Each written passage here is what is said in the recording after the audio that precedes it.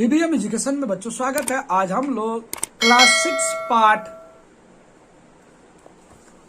5 धानों का गीत हिंदी विषय का समाधान करेंगे। देखिए सभी प्रश्नों उत्तर का इसमें क्या करेंगे, हम लोग समाधान करेंगे। कविता है कि आशा है कि आप लोग पढ़ लिए होंगे। इस कविता के प्रश्न उत्तरों का आज हम लोग समाधान करेंगे। जैसे कि देखिए यहाँ पे दिया गया है वस्तुनिष्ठ प्रश्न। वस्तुनिष्ठ प्रश्न का उत्तर ढूंढेंगे। खेत में धान उगने को कवि किस रूप में देखते हैं? देखिए यहाँ पे प्राण उगने के, ज्ञान उगने के, जान उगने के, इनमें से कोई नहीं। तो देखिए इसमें प्राण उगने के रूप में देखते हैं, तो प्राण उगने के रूप में आप लोग लिख दीजिएगा। कवि किसको आने के लिए कहते हैं? देखिए चंदन को, सूरज को, बादल को, हवा को। तो देखिए बादल को आने के लिए कहते हैं। उसके बाद देखिए यहाँ पे है कि आगे कौन पुकारेगी? अंखिड़ियां, डगड़ियां, गुजरिया, कलगियां। तो यहाँ पे होगा डगड़िया, तो डगड़िया में लगा दीजिएगा। उसके बाद देखिए यहाँ पे है कि लघुत्तरीय प्रश्न। लघुत्तरीय प्रश्न का जो उत्तर देना है आप लोग को 1 नंबर जैसे है, कवि चंदा को किसमें बांधने की बात करता है? मतलब कवि जो है चंदा को किसमें बांधने की बात करता है? तो यहाँ पे देखिए मैंने लिखा है, इस प्रकार भी आप लोग भी लिख सकते हैं। देखिए यहाँ पे देखिए ये ऐसे लिख सकते हैं, कवि चंदा को कच्ची कलगियों मतलब धान की बालियों में बांधने की बात कहते हैं। इतना लिखना ही पर्याप्त है। देखिए उसके बाद देखिए यहाँ पे लिखा हुआ है, गीली अंखिड़ियां किसे पुकारेगी? गीली अंखिड़ियां किसे पुकारेगी? तो देखिए यहाँ पे लिख सकते हैं आप लोग कि गीली अंखिड़ियां सांझ या शाम को पुकारेगी। अब ग नंबर देखिए, धानों का गीत किस प्रकार की कविता है? तो देखिए इसमें यहाँ पे लिख सकते हैं आप लोग कि धानों का गीत ग्रामीण परिवेश की कविता है। ग्रामीण परिवेश का, प्राकृतिक का कविता है। अब उसके बाद देखिए बोधमूलक है। बोधमूलक में दिया हुआ है कि प्रस्तुत कविता में बादल का स्वागत किसके द्वारा किया गया? प्रस्तुत कविता में बादल का स्वागत किसके द्वारा किया गया? तो इस प्रकार आप लोग लिख सकते हैं। देखिए ऐसे लिखिएगा, प्रस्तुत कविता में बादल का स्वागत धानों की खेत, सूखे रेत, सुनसान रास्ते, वन के वेद आदि द्वारा स्वागत किया गया। इतना भी लिखना पर्याप्त है। उसके बाद देखिए दूसरा नंबर, कवि आना जी बादल जरूर कहकर बादलों का आवाहन क्यों करता है? देखिए कवि आना जी बादल जरूर कहकर बादलों का आवाहन क्यों, बादल को क्यों बुला रहा है? तो कोई कारण तो होगा जो बादल को बुला रहा है। तो देखिए यहां पे लिख सकते हैं आप लोग ऐसे, कवि आना जी बादल जरूर कहकर बादलों का आह्वान इसलिए करते हैं कि किसान इन्हीं बादलों पर निर्भर करते हैं। मगर बादल नहीं आएगा तो वर्षा नहीं होगी। बादल के आने के बाद ही वर्षा होती है। वर्षा होने के बाद ही खेत फसल बोने युक्त होता है और फसल के लिए भी वर्षा की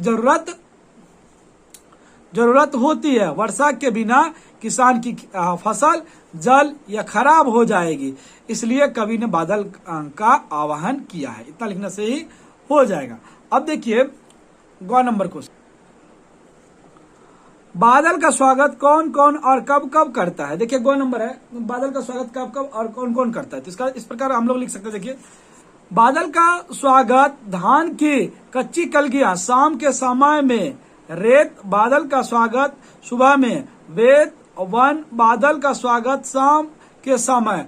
और यहाँ पे देखिए लिखा हुआ, जैसे मैंने लिखा है कि तुलसी के वन शाम में बादल की स्वागत करते हैं। अब घ नंबर देखिए, धान पकेगी कि प्राण पकेगी? इस पंक्ति में धान को प्राण क्यों कहा गया? तो देखिए यहाँ पे कवि ने धान को प्राण क्यों कहा है? तो इसमें इस प्रकार आप लोग लिख सकते हैं।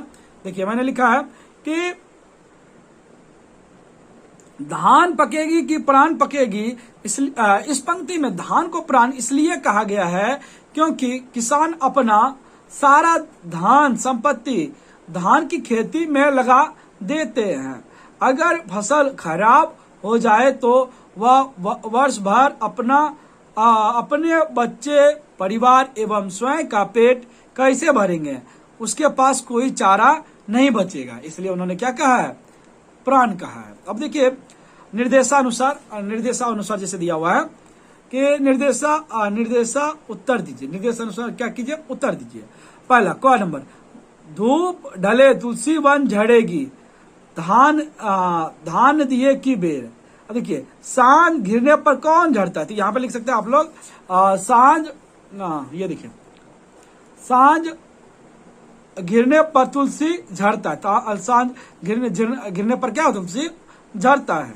अब देखिए दूसरा नंबर, ऊपर की पंक्ति का भाव स्पष्ट, ऊपर का पंक्ति का भाव स्पष्ट करना है, तो इस प्रकार आप लोग लिख सकते हैं। देखिए प्रस्तुत पंक्ति धानों का गीत कविता से लिया गया है। इस कविता के कवि केदारनाथ सिंह हैं।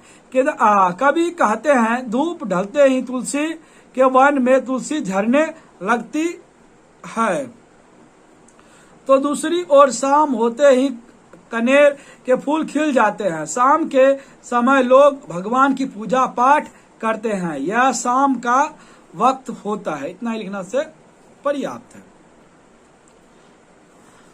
आगे पुकारेगी सुनी डगड़ियां, पीछे झुके वनवेद। पाठ और कवि का नाम लिखिए, पाठ और कवि का नाम लिखना है। देखिए यहां पे लिख दीजिए, पाठ का नाम धानों का गीत एवं कवि का नाम केदारनाथ सिंह। अब देखिए यहाँ पे फिर दिया हुआ है, सुनी डगड़ियां से कवि का क्या आशय है। देखिए सुनी डगड़ियां से कवि का आशय है कि रास्ते वाली एवं सुनसान रास्ते, खाली रास्ता और सुनसान रास्ते खाली एवं सुनसान, इतना ही लिखने से हो जाएगा। उसके बाद देखिए यहाँ पे जैसे कि भाषा बोध का हम बात करें, भाषा बोध में यहाँ निम्नलिखित शब्दों के पर्यायवाची शब्द, ये सब नहीं करके यही आएगा आप लोग के लिए इंपॉर्टेंट है। गो नंबर, तो गो नंबर हाँ मैंने कर दिया। देखिए निम्नलिखित शब्दों के पर्यायवाची शब्द लिखना है, तो इस प्रकार इसको लिख सकते हैं। देखिए बादल का होता है मेघ धर जलधर, सांझ का होता है श्याम काल गोधूली शाम, गोधूली श्याम, भोर का होता है सुबह सवेरा प्रभात, वन का होता है जंगल बगीचा कानन, इतना ही लिखना है। तो इस प्रकार हम लोग का पाठ 5 क्लास 6 का हिंदी पूरा समाधान हो गया।